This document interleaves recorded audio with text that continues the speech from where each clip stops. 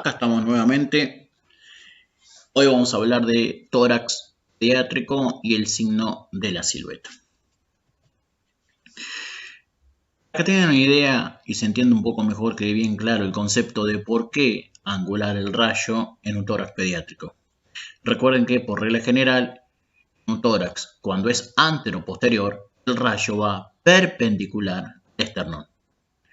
Acá viene la diferencia. En el adulto es bien plano cuando es antero-posterior. Claro, entonces ahí sí el rayo va a 90 grados, va perpendicular. En el pediátrico tiene una pequeña convexidad y debemos compensar esa pequeña convexidad para que el rayo sea perpendicular al esternón. En este caso vamos a dar una angulación entre 10 y 15 grados daño caudal. Esa es la explicación de por qué se angula el rayo en un tórax pediátrico antero-posterior. Bueno, acá tenemos la imagen. Observen cómo hay una pequeña convexidad del tórax pediátrico y, en regla general, en antero-posterior el tórax, el rayo es a 90 grados, o sea, perpendicular. Necesitamos sí o sí compensar esa pequeña convexidad.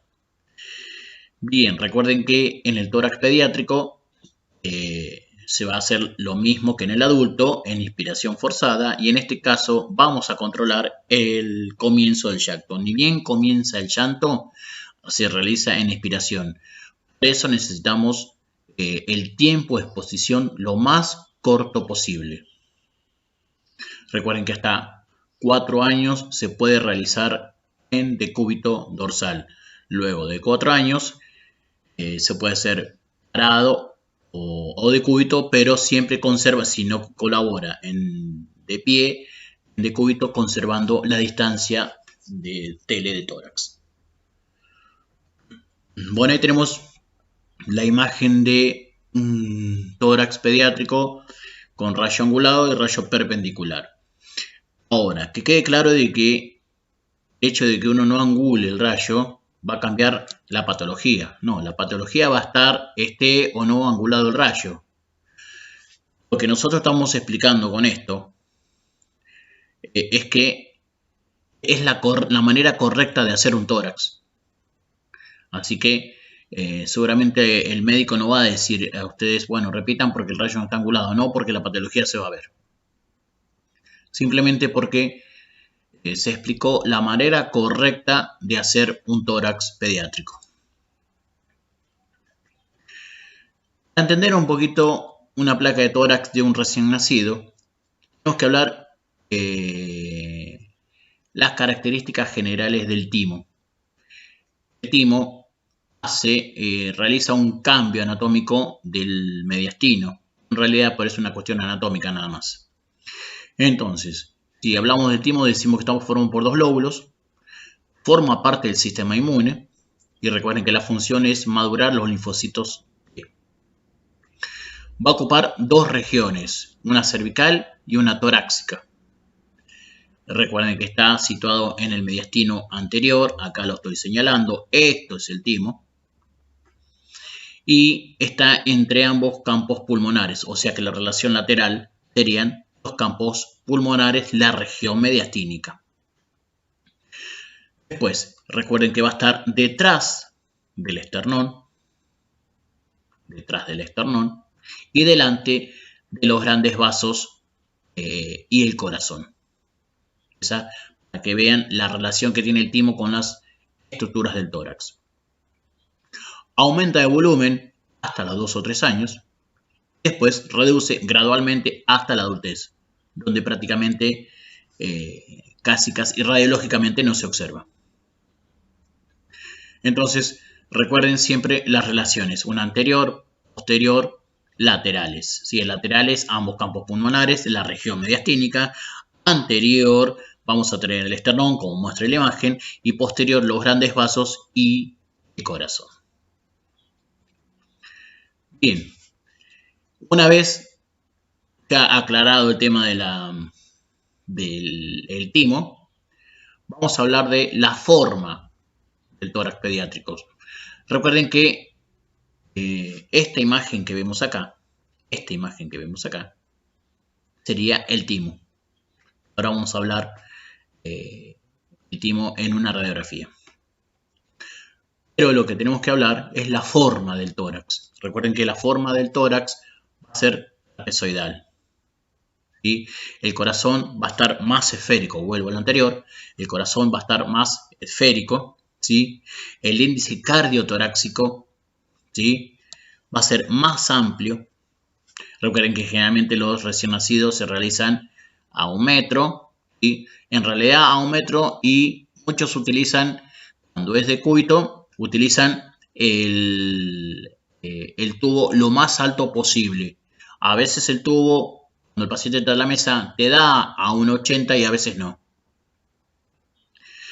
Bien, los grandes vasos se dificultan muchísimo para ver la sombra de los grandes vasos por la sombra del timo. Bien, seguimos. Bueno, acá tenemos lo que dijimos. Tiene una forma trapezoidal. Esa es la forma en tórax del recién nacido. Después vamos a tener el signo de la vela. Recuerden que el signo de la vela va a estar a la derecha, ¿sí? El signo de la vela lo forma el lóbulo derecho del timo, ¿sí? Que tiene forma triangular. La base bien, pero bien definida, marcada por la cisura menor, ¿sí? Que se aprecia en porcentaje pediátrico hasta los 3 o 4 años. Esta imagen, el signo de la vela, recuerden que lo forma el lóbulo derecho del timo. Después tenemos el signo de la ola. El signo de la ola corresponde al lóbulo izquierdo, que es la impresión que deja el timo en el borde lateral de los arcos costales, ¿sí? Del lado izquierdo. Después vamos a tener el signo de la hendidura. Observen acá la unión entre la base del timo y la silueta cardíaca. La unión cardiotímica del lado derecho y del lado izquierdo son el patrón del signo, es el patrón del signo de la hendidura. Bien, bien demarcado. Bien, vamos a hablar un poquito de la utilidad de la proyección en inspiración y en expiración. Recuerden que cuando se sospecha la aspiración de un cuerpo extraño, se pide el par radiológico en inspiración y en expiración. Recuerden que para hacer una placa de tórax en inspiración, siempre esperamos al comienzo del llanto. Es cuando el paciente inspira aire para poder largar el llanto. Luego, el final del llanto se va a realizar la proyección en expiración. Recuerden que cuando se sospecha un cuerpo extraño, siempre hace una forma de válvula. Entonces, deja entrar el aire, pero no lo deja salir. Cuando hago una inspiración, se me llenan ambos campos pulmonares de manera homogénea, pero no me deja demostrar, tiene un contraste, pero no me deja demostrar nada acá. Cuando yo le hago la expiración, ¿sí? Voy a tener poco caudal de aire. Observen acá el volumen que tengo, ¿sí? La imagen heterogénea de ambos campos pulmonares. Acá largó casi todo el aire, y observen del lado derecho. No, ¿por qué? Como actúa como válvula el cuerpo extraño, no deja salir el aire como corresponde. Entonces, esto demuestra que hay un cuerpo extraño. Bien, con el tema de el síndrome de distrés respiratoria del recién nacido, recuerden que es una enfermedad propia del recién nacido. Cuando son prematuros, no alcanzan a madurar los pulmones. Recuerden que cuando recién nace los pulmones están con líquido.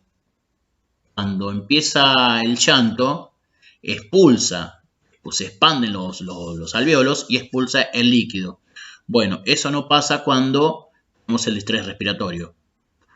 Es una inmadurez la membrana hialina y la escasez del líquido surfactante, que es el líquido que me permite expander los pulmones. Con respecto a esta patología del recién nacido, vamos a ver que nos van a pedir seguido una placa de tórax, porque van a comenzar la medicación, que sería el surfactante, y esos controles se hacen cada 3 horas o 4 horas. Eso tiene que dar una mejoría, mostrar radiológicamente una mejoría, desaparezca este infiltrado y una expansión de ambos pulmones a través de la medicación, y eso se hace con un control radiológico. ¿Cuál es nuestra responsabilidad? ¿Se acuerdan que en una oportunidad hemos hablado cómo debemos ingresar a neonatología? Son los cuidados que tenemos que tener desde que entramos hasta que salimos. Siempre pedir la colaboración de la enfermera, porque es la persona que está más capacitada que nosotros para manejar el paciente. Así que nosotros vamos a hacer nuestra parte técnica y la enfermera su parte. Siempre recuerden trabajar en conjunto con la enfermera. Es muy importante trabajar en conjunto con la enfermera en los lugares críticos, ya sea en neo, ya sea en unidad de terapia intensiva o en unidad coronaria. Pacientes que están entubados, pacientes que están críticos, siempre pedir a la enfermera que nos ayude. Bueno, ahí tenemos una imagen que me es muy común que pase esto que estamos viendo. Como ven, una imagen bien radiopaca que me está tapando el vértice pulmonar. Estos son los aros de oxígeno que tienen los pediátricos en la incubadora. Es tan denso que me permite que me tapa el vértice pulmonar. Este aro en uno de los laterales tiene para colocar la sonda con la cánula con el oxígeno. Le pedimos a la enfermera que retire el aro, no es que lo dejamos sin oxígeno, porque la cánula lo puede poner cerca del paciente y aparte son 2 segundos nada más. Una vez que acomodamos el chasis que vamos a disparar, antes de disparar le decimos a la enfermera que nos retire el aro de oxígeno para que no pase esto, ¿sí? Vamos a hablar lo que es el signo de la silueta. Para que tengan una idea, como dice la definición, que es cualquier opacidad pulmonar está en contacto con el borde cardíaco, la aorta o el diafragma. Recuerden que esas 3 estructuras que nombré son radiopacas. Bien. Recuerden que si esas estructuras se borran o no, nos van a indicar a nosotros en una placa de tórax frente si la patología es anterior o posterior, siempre y cuando estén encima de esas estructuras, los grandes vasos, el corazón, el diafragma. Entonces, vamos a tomar como referencia, ¿sí? Más allá de que uno haga el perfil, pero con un frente, tranquilamente, si están en relación con esas estructuras, el médico en realidad va a decir si es anterior o posterior. Como dijimos acá, hay una estructura, en este caso relacionado con la sombra del corazón del lado derecho, y en este caso observen que lo borra. Si borra, estamos viendo acá, lo que estoy marcando acá es la aurícula derecha. Si borra en este caso la aurícula derecha, la lesión es anterior. Obviamente, si le hacemos el perfil, vamos a ver que la lesión es anterior. Caso contrario, observen, estamos viendo acá el ventrículo izquierdo y una sombra, ¿sí? Una opacidad pulmonar, en este caso está en contacto con el ventrículo izquierdo y la orejuela de la aurícula izquierda, y observen que en ningún momento borra el contorno. Eso nos indica a nosotros que es posterior la lesión. Si le hacemos el perfil, lo confirmamos. Pero para que vean cuál es el signo de la silueta. Vuelvo a repetir, toda opacidad pulmonar que esté en contacto con los grandes vasos, el corazón o el diafragma, ¿sí? Dependiendo cómo se comporta, si borra o no, en un frente podemos decir si la lesión es anterior o posterior.